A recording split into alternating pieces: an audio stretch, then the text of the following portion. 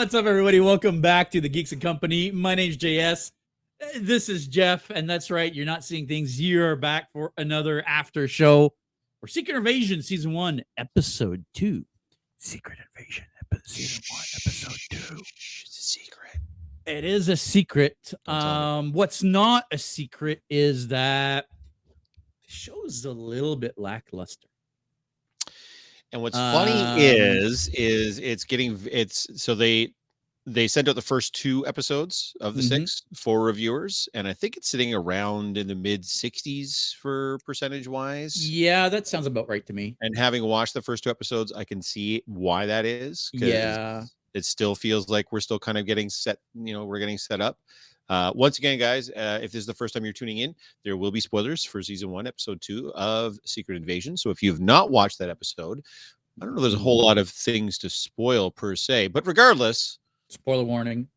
Go and watch the episode and then come right back over here and watch our little breakdown here of what we liked or did not like about this episode. And right off the bat, at least we're getting a better sense in this episode of how deep the Skrull. I keep wanting to say invasion, but it's not invasion at this point. What would you call this? It's like I keep trying to struggle with the word for the fact that they've secretly infiltration. Sorry, that's it's an infiltration. Yeah, I've been struggling with trying to figure out what the word is. We have a better sense of what level that they've infiltrated. The head of NATO, the prime minister of the UK, like they've clearly infiltrated to a huge degree within the structure, the international structure. I think they were very cagey, though, especially in the scene when Gavrik goes and meets with the council, who are all Skrulls in all these high positions, that none of them seem to be high up in the American government.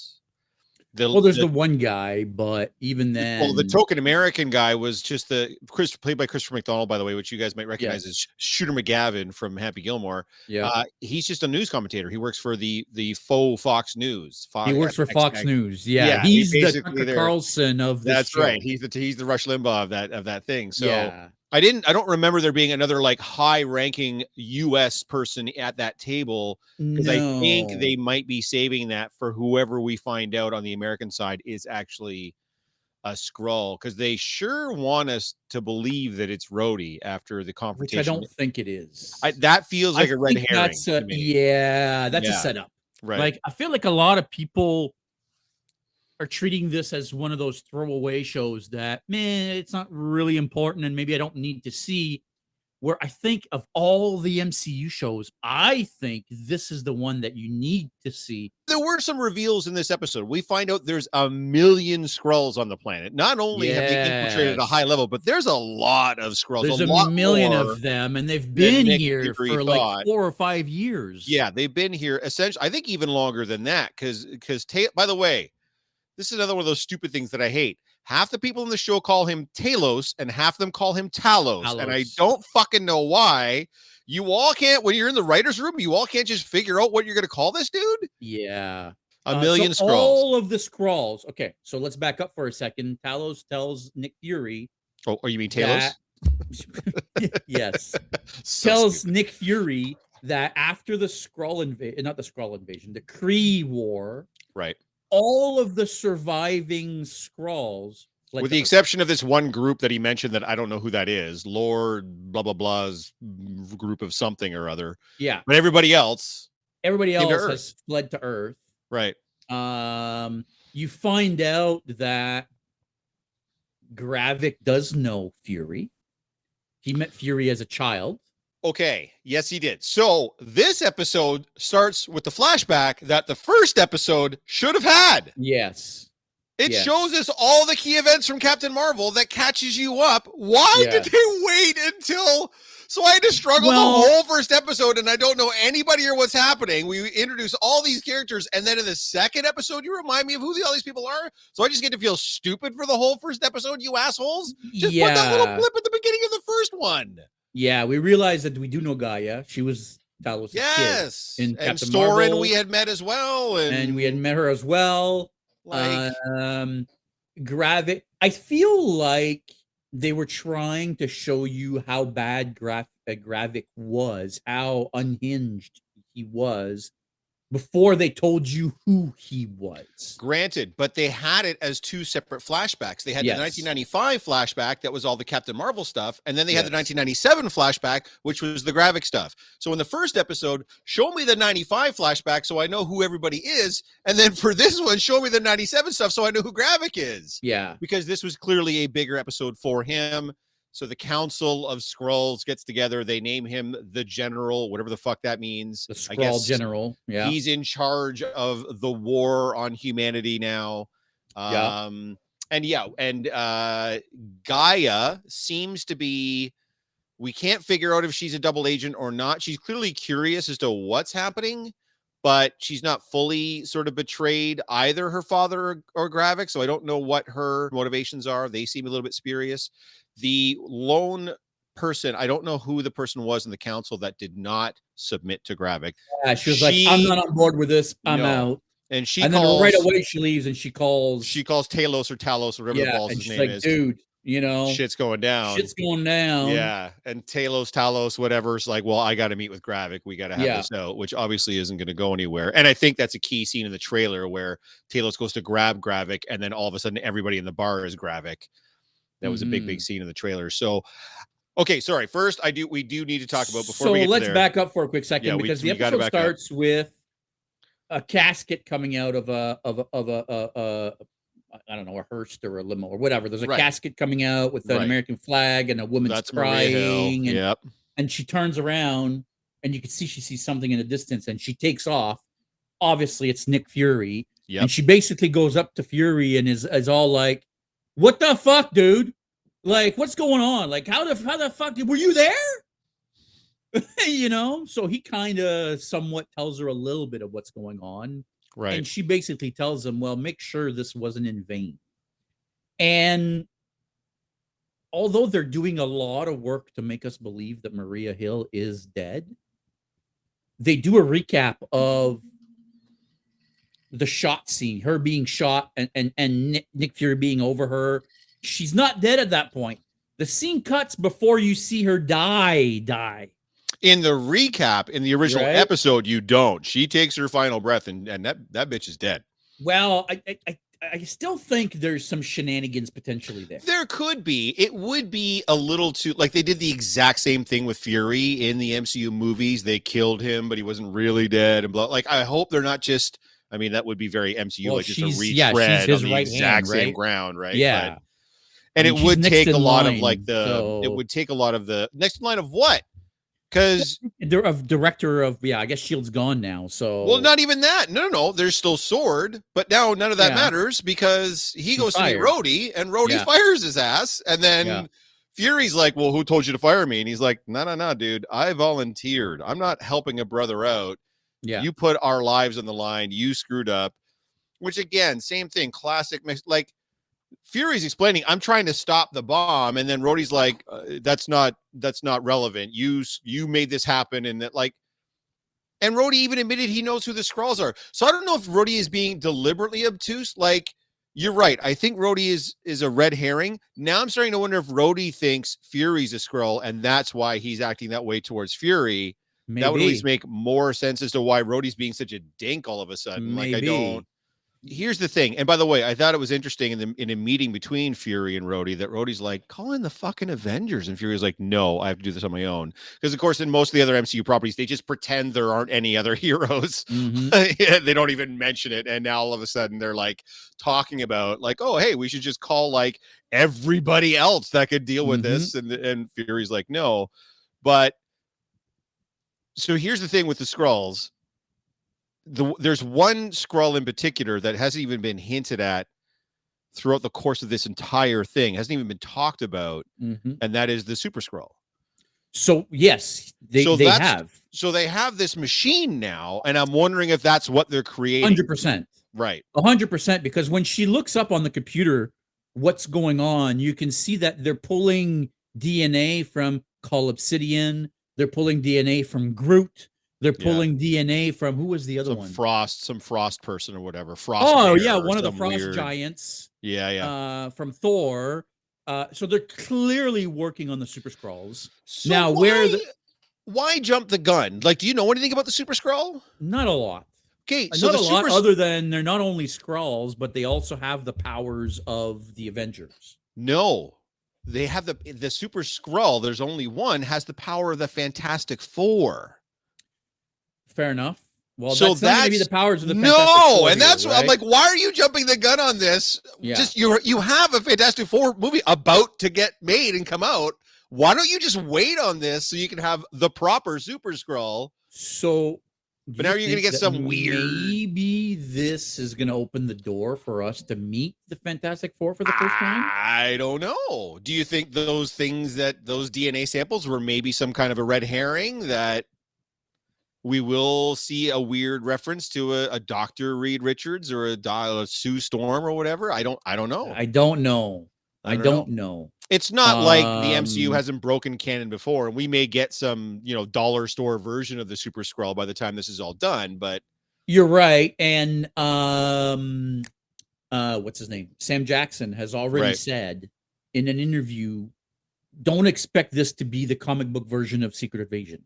Right. Don't go read the comic book expecting expect that. Well, none of the story, Age of Apocalypse, or not none Age of of it. Apocalypse, Age of Ultron. And Extremis. She was also talked about Extremis on she did talk about Extremis. Yeah. So I think that yes, this is the Super Skrull that they're talking about, or Super Skrulls. In this case, I think that we might be getting more than one Super Skrull. Yeah, but it's not going to be the Fantastic Four. It's going to be a little bit different. See, I still think it's only going to be one, and I think they're going to. Maybe. I think that's why Gravik is the one that's pushing for it. I think it's going to be Gravik. I think he's going. You think it is going to be Gravik that's going to become the Super Skrull? Yeah, I mean that would make sense. Because right now he's just another Skrull, like the rest of them. Like he obviously has some leadership qualities or whatever, but he's just he's just your average Skrull, right? Yeah. So I think it would be important if you're going to invest one of them. I'm also going to throw out there that I think Gaia actually works for Fury. That'd be interesting. I think she actually works for Fury, and that the break between her and her dad is not just happenstance, but voluntary. Right. She cut ties with her dad specifically so she could infiltrate Gravik's group. Yep. I think that's gonna be part of the twists. Listen, there's so much misdirection in this show, and I think that's the whole point of this show, right? Is to misdirect you at every turn. Do you still think that we're getting a purposely obtuse Fury, that we're still getting a purposely sort of bumbling, like he's still, because it doesn't seem like it. It seems like he's still out of touch. He got blipped for 5 years. He's been off planet for another 2 or 3 years. You know what I mean? Like he seems like he's way out of the loop. I'm not convinced anymore. It's just an act he's putting on. It seems like that's where he's really at. Yeah, maybe. I think that's over. That end scene where he leaves Rhodey's place and he's holding his, the bar where he meets with Rhodey, and he's like freaking out. Like now he realizes, like, fuck, like this is real. Right, this is back to the old school of 100%. I'm on my own, right? Yeah, and he even makes a comment. Yeah. Even I'm motherfucking Nick Fury. Even when I'm out, I'm in. Right, Nick Fury, motherfucker. Okay, but that's not the end scene, because then we get this super weird end scene at the end of it where it turns out Nick's fucking married to. He's married to a Skrull. Now, do you think he knows? Of course he knows. I don't know, because when he comes in, you could see she's in Skrull form chopping vegetables, but by the time he turns the corner, she's in human form. Well, because they're about to make sweet, sweet love, and he doesn't want to put his dick in a Skrull. The show is about deception. It's is about misdirection, but it can't be wall-to-wall misdirection. Like there has to be some things that are straight, because the viewers have to be able to count on at least a few different things. Like it has to be, you know what I mean? Like, and I think we're going to be very surprised by the end of the show what is actually straight and what is like not. What's real and what's not. Yeah, I don't know. You're right there for sure, but. Like we know the broad strokes. We know there's a bunch of Skrulls on the planet Earth. We know that they're looking for a home. We know they were promised a home by Nick and didn't get one in the last however many years it's been, 20 some odd years or whatever. I guess it's been now. Well, no, close to 30 years, 25 years, right? Right? Well, no, he's supposed to find them a planet. Remember, that was the deal in 1997. You guys keep the planet safe for me, and we'll find a planet. How are we going to find a planet without any kind of interstellar travel? I don't. Well, I mean, Mars is right there. I don't know why we're fucking. Well, just fair build enough. Build them some habitats on Mars. Start terraforming it. If you guys can build a space station, and fucking all the Yeah. different technology in the MCU. Anyways, regardless, it doesn't matter. At the end of the day, they're angry. That's they're the upset. motivation. Now there's a right? million of them. So all these things we know to be true. Yeah. And the rest of it now is kind of up in the air. Is and now speculation. they only have 4 episodes to straighten some of this out. Oh, the interrogation scene. Mhm. Where the girl comes in and she cuts his finger off to confirm that he's a Skrull. Mhm. And then she injects him with Whatever. She says it's going to make your blood boil to whatever, and which to me tells me that's probably the extremist serum that she injected him with. Oh, maybe. Because it would I don't understand why she would make that reference and then they show us extremists, the word extremist on screen later in the episode. I get what you're saying. Well, she's head of MI6, which is like one of the largest intelligence gathering. She is, and Gravik knows about her. Clearly. Well, if she's head of MI6, everybody knows about her. Like, if you need an equivalent. He knew she was there. Because I see what you mean. The guy, he asks him, what did you tell her? Right, her. Yeah, no, he did know. You're right. You're right. He did know she was involved. Yeah, that's true. So Gravik knew she was there.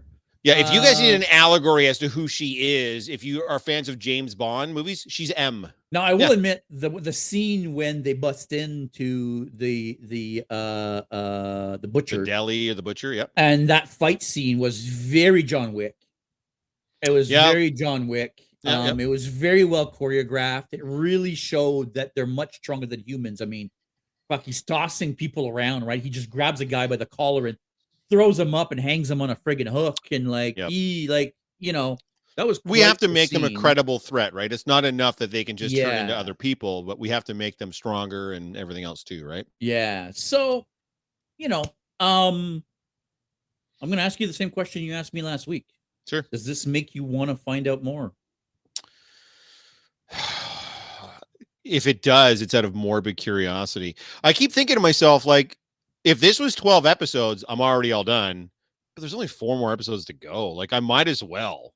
You know what I mean? Because now I'm already like a third of the way through, invested in it. I'm not invested. I shouldn't say that, but I'm a third of the way through. It'd be silly to give up on it now when there's only 4 episodes left. If this was even if this was 10, I'd be like, I don't know if I could do this 8 more times, but 4 more times? Yeah, I'll watch the rest and see what happens. My expectations are pretty low, but maybe they'll surprise us. Yeah, because as much as there's a lot of intrigue and there's a lot of stuff we're trying to figure out and so on and so forth, the episode itself, it's it's a bit of a snoozer. Like, it wasn't great. It still feels like it still feels like things are still being set up. Yeah, it still totally felt like this was a setup episode. Yeah. 100%. And it's like, well, frick, like we're 2 episodes into a 6-episode series, and we're still doing setup episodes. To get into the meat of the story. And you know what? If a lot of the setup had more to do with character and world building, kind of like the Obi-Wan series did, then I'm okay with it. But that's not what's really happening right now. Like, it's just we're moving all the pieces in place still and trying to figure out where we're going to take things. And I'm like, the only character development that we've done is a little bit of Gravik development, right? Otherwise, we don't really know more about Talos or whatever he is. Nope. He was pretty inexistent in this episode. Yep. Other than the conversation they had on the train, right? Right. Where Fury tells them, I think this is your stop. This is you your need stop. To go. Get the fuck off my train. Yeah. And then Fury, we still don't know what the hell is up with Fury. Maria Hill appears to be dead. Like, I don't know. I mean, like, where are we going, right? Like I don't have the foggiest throw us a bone, Marvel. Like, what's going on here, right? Like, throw us a freaking bone here. It's great that you're trying to put some intrigue and you want this to be more of a Winter Soldier feel, but I need a little more to go on. It's not quite there, right? You haven't thrown us into a situation where now we're fearing for our lives and we're running from the law, and we're like, sure, Nick Fury is, but it feels a little more now like we finally introduced all the players in the game, like all the aspects of what's sort of involved. So if this next episode isn't essentially Act 2, isn't like actually starting to drive the story more, then I'm probably out. After I've just said I might as well watch the next 4. If the next episode is just another giant fucking setup episode, I'm like, all right, man, like, finish me off already. Like, what are we doing? Like, you don't need this much time to set things up if you've only got 6 episodes. There's also one character poster that I don't think we've met that character yet. No? there is one character. I don't know who he is. I don't know the actor, but there is a character poster for a character that I don't think has been presented yet. Okay. So there may be another player that gets introduced here. Maria Hill also has a character poster, which again, it makes me feel like there's some subterfuge going on here. But you're probably right. It doesn't make it any less cheap, but you're probably right. Yeah, I don't know. There's for me, I feel like there's too many questions, and episode 2 has more questions than episode 1, and it feels like we're spinning our wheels. Oh yeah, not going anywhere. No. So sure you know.